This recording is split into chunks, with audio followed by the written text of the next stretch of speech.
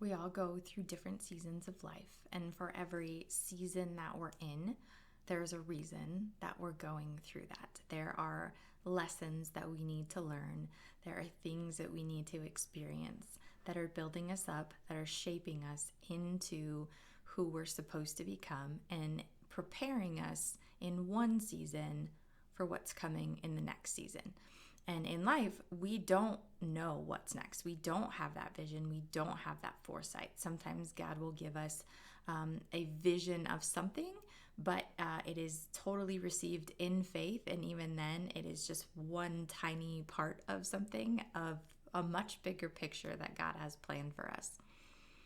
I remember being in a season of difficulty in building up our business, in a season of slowness, of not making enough money, of not selling enough projects, of stress financially, stress on our marriage, stress spiritually.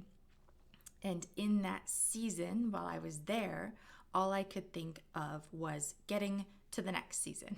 Just like getting through this one, surviving this, and getting to the next one.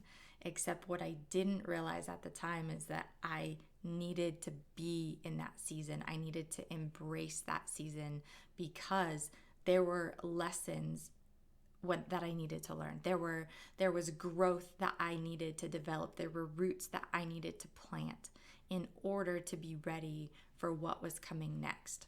And so that season taught me to lean in. That season taught me to embrace the lessons, the trials, and the struggles in faith, because I knew that God had a plan and a purpose for my life. And in that season, He was molding me into the person that He had created me to be. So in the future, that has set me up to be in new seasons of learning and growth. And instead of trying to will my way into the next season, instead of trying to rush through it, instead of trying to predict what was going to happen next, it has really taught me to be patient and to be content and to really embrace where I'm at, where God has me, to bloom where I'm planted, to do all that I can, knowing that God will open that next door. He will move me in the direction that He wants me to go, as long as I am seeking His will and I am listening to His voice in my life and I am allowing the Spirit to lead my life. He is absolutely going to direct me where I am supposed to go, and it will be in His timing and in His will and in His way. And that took a long time for me to learn. But now, in learning that, there is a gratitude and a thankfulness that He is over it all. He has a plan for my life. He is leading me, and I don't need to worry about that. I don't need to worry about what's next. I don't need to worry about why I'm where I'm at. I just need to be open, and I need to be grateful, and I need to be content and doing the work where I am that He has me.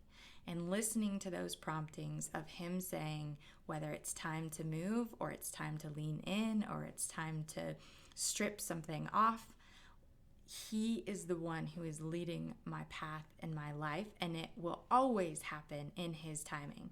So instead of fighting Him on that, I can surrender to it and allow Him to do the work in me that needs to be done, that will prepare me for whatever it is that He has coming next.